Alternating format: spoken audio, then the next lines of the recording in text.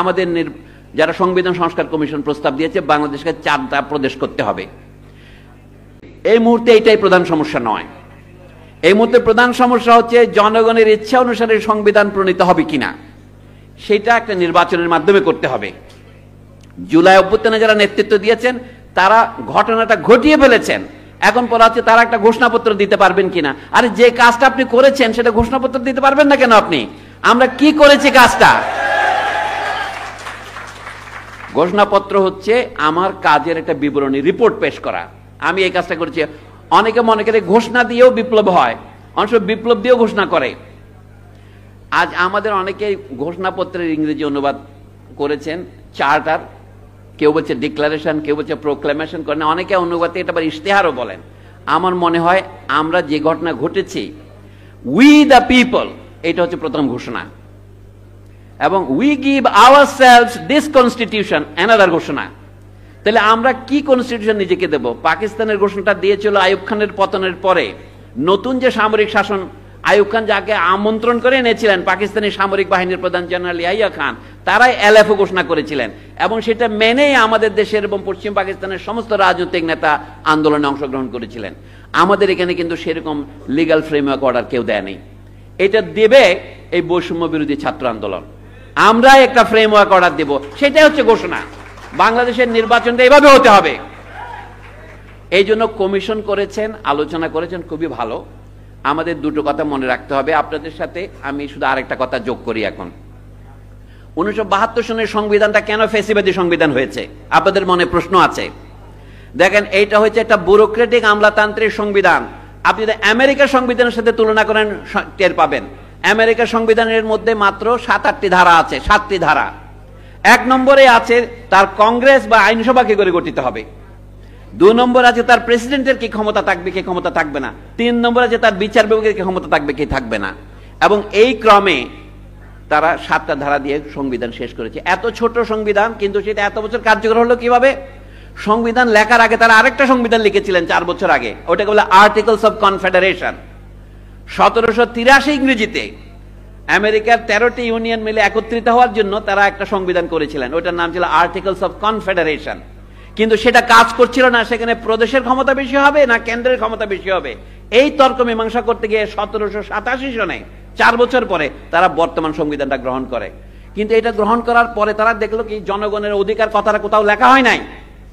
লক্ষ্য করেন, 4 বছর পরে 1791 সনে আমেরিকার যারা সংবিধান প্রণয়ন করেছিলেন তারা বলে, হায় হায়, একটা জিনিসটা আমরা ভুলে গেছি। যে জনগণের নামে আমরা এই সংবিধান লিখলাম, সেই জনগণের আর কি অধিকার আছে যেটা আমাদের চেয়েও বেশি, সেটা আমাদের আনতে হবে। সেটা হলো বাক স্বাধীনতা, সংবাদপত্রের স্বাধীনতা, ব্যক্তি স্বাধীনতা, এগুলি 10টা অধিকার তারা লিখলেন বিল অফ রাইটস, অধিকারের সনদ নামে।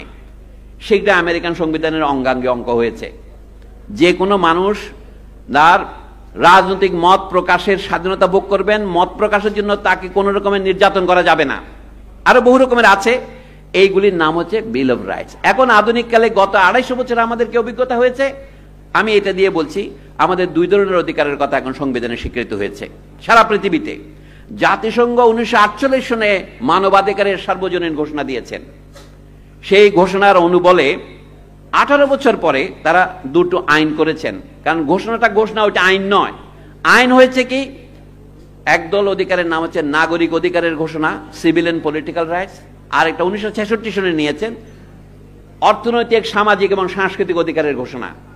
এবং বলা হচ্ছে যে সমস্ত দেশ এই সমস্ত ঘোষণা আছে কোভেন্যান্ট বা চুক্তিপত্রে স্বাক্ষর করবেন, তাদের ওখানে ওইটা বলবৎযোগ্য আইনে পরিণত হবে। কিন্তু আমাদের 1972 সংবিধানে রাষ্ট্র পরিচালনার মূলনীতি নামে যে 2য় ভাগ করা হয়েছে, এটা আইনে বলবৎযোগ্য নয়। যেমন ধরেন, শিক্ষা এবং চিকিৎসা পাওয়ার অধিকার আমাদের সকলের থাকা উচিত, এটা অর্থনৈতিক এবং সামাজিক অধিকার এবং সাংস্কৃতিক অধিকার। সেটা কি কোর্টে গিয়ে বলবৎ করা যাবে? বাংলাদেশের বর্তমান মানে স্থগিত কি বলবো, অজ্ঞান সংবিধান অনুসারে এটা যাবে না। কিন্তু জাতিসংঘের যে কোভেন্যান্ট 1966 সনে গৃহীত হয়েছে, সেই অনুসারে এটা বলবৎযোগ্য। এটা বিরাট একটা ফাঁকি। 66 সন থেকে 72 সন 6 বছর, বেশ কম। আগের পাকিস্তান যেহেতু ওইটাতে সাইন করেছে, রেটিফাই করেছে, বাংলাদেশের এটা গেছে। 1972 সনে একটা আইন ঘোষণা করা হয়েছিল রাষ্ট্রপতির কি, এটা হলো আইনগুলো আগের আইনগুলি চলতে থাকবে, লস কন্টিনিউয়েন্স অর্ডিন্যান্স। এটা অনুসারে পুরনো পাকিস্তানি আমলের আইন শুধু না, ব্রিটিশ আমলের আইনও চলছে। তাহলে এটা চলবে না কেন? আমাদের এখন যে কাজটা আপনাদের কাছে আমি অনুরোধ করব তরুণ নেতাদের কাছ থেকে, এটা ভাবেন, জনগণের মৌলিক অধিকার সম্প্রসারণ বলতে আপনারা কি বোঝেন? যে সমস্ত সিভিল অ্যান্ড পলিটিক্যাল রাইটস, কাউকে গুম খুন করা যাবে না, বিনা বিচারে 24 ঘন্টার বেশি বন্দি রাখা যাবে না, ইত্যাদি যেগুলি আমরা জানি, নাগরিক অধিকারের মূল মাপকাঠিগুলো, সভা সমিতির অধিকার, দল করার অধিকার, আমি যেখান থেকে শুরু করেছিলাম, রাজনৈতিক দল এবং অন্যান্য সংগঠন করার অধিকার সকলেরই আছে, এটা মৌলিক অধিকারের মধ্যে পড়ে। বাংলাদেশের এক জায়গা থেকে আরেক জায়গায় গিয়ে বসবাস করার অধিকার সকলের আছে, ইত্যাদি অধিকার আমরা জানি, এগুলি নাগরিক অধিকার। কিন্তু যে অধিকারগুলো বাংলাদেশের সংবিধানে গতবার স্বীকৃত করা হয় নাই, সেগুলির স্বীকৃতি কতটুকু দেওয়া যাবে আপনারা এটা সাব্যস্ত করবেন। মানুষের কাজ করার অধিকার সমাজকে দিতে হবে। সমাজে কাজ নাই, আচ্ছা আমার দুটো হাত আছে, আমি বেকার বসে আছি, এমনকি রাষ্ট্র থেকে আমাকে রিলিফ দিলেও চলবে না। কাজ করার অধিকার কি? সম্মানজনক কাজের অধিকার, আমার যোগ্যতা অনুসারে, এবং আমার বেতনের ন্যূনতম বেতন মজুরি আমাকে দিতে হবে। এটা যদি বুঝতে একটু কষ্ট হয়, যান লেখাপড়া না করলে আমার যোগ্যতা হয় না, আমার যে প্রতিভা এবং ইচ্ছা সে অনুসারে আমি লেখাপড়া করতে চাই, অথচ আমি লেখাপড়ায় ভর্তি হতে পারছি না। আপনাদের আন্দোলনের নাম কি? বৈষম্য বিরোধী ছাত্র আন্দোলন। কিন্তু আমাদের স্কুল কলেজে কেউ ভর্তি হতে পারবে, কেউ ভর্তি হতে পারবে না। এটা কিসের ভিত্তিতে প্রতিষ্ঠিত? আপনার মেধা নাই তা আপনি ক্যাডেট কলেজে ভর্তি হতে পারবেন না, আপনার মেধা নাই আপনি মেডিকেল কলেজে ভর্তি হতে পারবেন না, আপনার মেধা নাই আপনি ঢাকা বিশ্ববিদ্যালয়ে ভর্তি হতে পারবেন না। এই যে মেধা নাই, এটা একটা অনুমান মাত্র, এটা সত্য নয়। উপযুক্ত সুযোগ সুবিধা পেলে, উপযুক্ত পরিচর্যা পেলে, উপযুক্ত খাদ্য এবং বস্ত্র পেলে, উপযুক্ত শিক্ষার সুযোগ পেলে প্রত্যেক মানব সন্তানই কোনো না কোনো কাজ করতে সক্ষম। তাহলে তাকে সেই কাজের সুযোগ যদি রাষ্ট্র এবং সমাজ দিতে ব্যর্থ হয়, দোষটা তার নয়, সমাজের। তাহলে এইখানে মৌলিক অধিকার সম্প্রসারণ করতে হবে। আচ্ছা, অনেকে বলে এটাকে সম্ভব? আমাদের দেশে শতকরা 100 জন লোক এখনো, বাচ্চারা কেন স্কুলে যেতে পারে না? আমি একটা পর্যায়ক্রমে বলি, 6ষ্ঠ শ্রেণী পর্যন্ত সারা পৃথিবীতেই প্রাথমিক শিক্ষা।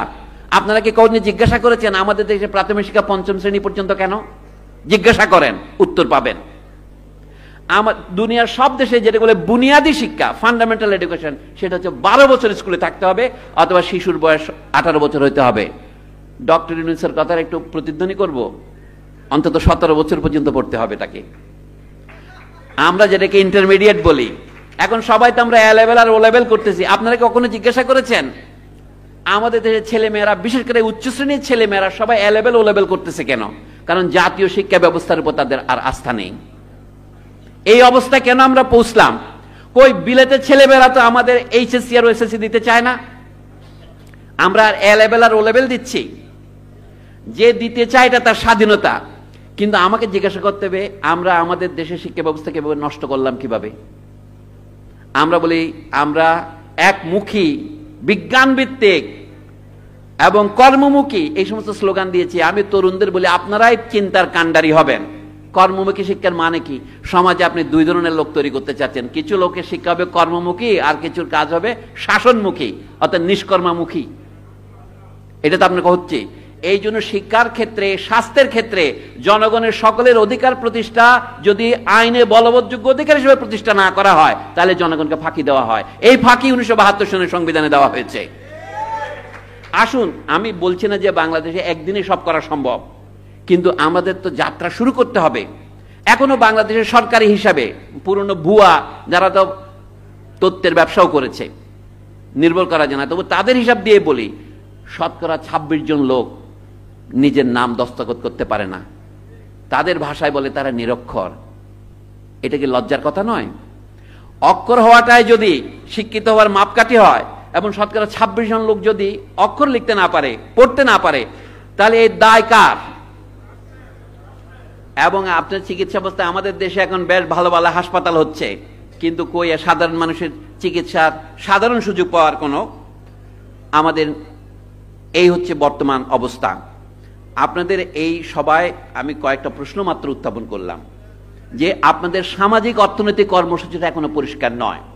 বৈষম্য বিরোধী কথাটার মধ্যে আমি শুনতে পেয়েছি আপনারা মানুষের মধ্যে বৈষম্য যে ক্রমবর্ধমান বর্তমান বাস্তব অবস্থায় সেইটা দূর করতে চাচ্ছেন।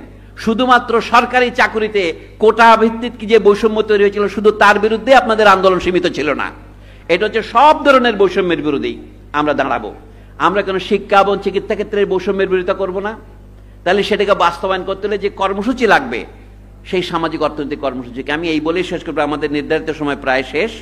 আপনাদের দৃষ্টি আকর্ষণ করছি এই কথার দিকে, আমাদের দেশ এখন কোন অর্থনৈতিক পদ্ধতিতে চলছে। বর্তমানে সংবিধান সংস্কার কমিশন বলছে কি সমাজতন্ত্র কথাটা উঠে যাবে।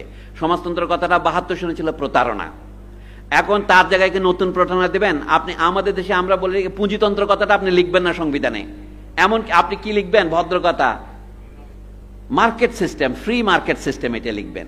কিন্তু আমাদের এখানে ভালো বা মন্দ এখন যা হচ্ছে এটা তো মার্কেট সিস্টেমের জন্য হচ্ছে। মার্কেট সিস্টেমের যে অবিচার সেটাকে দমনের জন্য আপনারা কি করবেন? আপনি কি ন্যূনতম মজুরির আইন করবেন? কতটুকু, এইটা আমি এটা বলে শেষ করছি। এখন আমরা দেশের অর্থনৈতিক উন্নতির মাপকাঠি হিসেবে বারবার বলি মাথাপিছু আয়, মাথাপিছু আয়। আপনি জানেন মাথাপিছু আয়ের ফাঁকিটা কোথায়? সবচেয়ে বেশি যাদের আয় এবং সবচেয়ে নিচু যাদের আয় তাদেরকে যোগ দিয়ে অঙ্ক দিয়ে ভাগ করে একটা মিন বের করেন। কিন্তু লক্ষ্য করতে হবে মানুষের জীবন ধারণের জন্য আমাদের এখানে ধরেন মাথা পিছু $2500, তর্কের খাতিরে বলছি, ধরেন সোজা করেন $3000। কিন্তু মনে করেন $3000 যদি আপনার সর্বনিম্ন আয় হতো তাহলেও কিন্তু দারিদ্র দূর হতো না। এখন যদি আপনি মনে করেন $3000 নয়, অনেকের আয় $500 নাই, $300 নাই, অনেকের কোটি ডলার আছে, তা মিলিয়ে আপনি $3000 করছেন। এটা দিয়ে মানুষের প্রকৃত অবস্থা বোঝা যাবে না। একটা নদী পার হওয়ার সময় নদীতে পানি সবচেয়ে গড়ে কত, এটা দিয়ে নদী পার হতে পারবে না। পানি সবচেয়ে বেশি গভীর কোথায়, আপনাকে তার সমান হতে হবে। আমি বলছি দারিদ্র নিরসনের ক্ষেত্রে দেখতে হবে সবচেয়ে কম যার আয় তার আয়টা কত, তার পক্ষে কি বেঁচে থাকা সম্ভব হবে এই আয়ে? বর্তমান হিসাব অনুসারে দেখা যাচ্ছে, মিথ্যা হিসাব অনুসারে শতকরা 20 জনের মতো লোক চরম দারিদ্র সীমার নিচে বাস করে, সে দিনে দুবেলা খেতে পারে না। তার আয় বর্তমান হিসাব অনুসারে যদি মনে করেন কত আয় করে সে, দৈনিক $2.15 পর্যন্ত আয় করলে তাকে দরিদ্র বলা হয় না। কিন্তু মার্কিন দেশে কত, এটা অনেক বেশি এর তুলনায়। আমাদের দারিদ্র সীমার মাপকাঠি হচ্ছে ধরেন $800, এই সেখানে $1300-500। এই হিসাবে হিসাব করলে আমরা আমেরিকার মাপে বলছি না, আমাদের মাপেও জনগণের মধ্যে যারা সবচেয়ে বেশি গরিব তারা কতটুকু গরিব, এবং তাদের অবস্থাকে রক্ষা করার জন্য যদি কোনো কর্মসূচি আপনারা দিতে না পারেন, তারা শ্রমিক আছে, তারা কৃষক আছে, চাকরিজীবী আছে, নিম্ন আয়ের কর্মচারীরা আছে, এই আন্দোলনে যারা বিপুল সংখ্যায় প্রাণ দিয়েছেন তাদের সন্তানেরাই। এই যে মানুষের ন্যূনতম মজুরি বৃদ্ধি যদি আমরা না করি তাহলে আমরা দেশে যে কর্মসূচি দিয়েছি বৈষম্য বিরোধী সেটা অর্থবহ হবে না।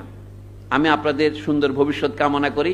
আপনারা যে রাজনৈতিক বিপ্লব সাধন করেছেন তা যেন আমাদের সামাজিক বিপ্লবে পরিণত হয়, এই চেষ্টা আপনাদের থাকবে, এই দোয়া করি। আপনাদের ধন্যবাদ।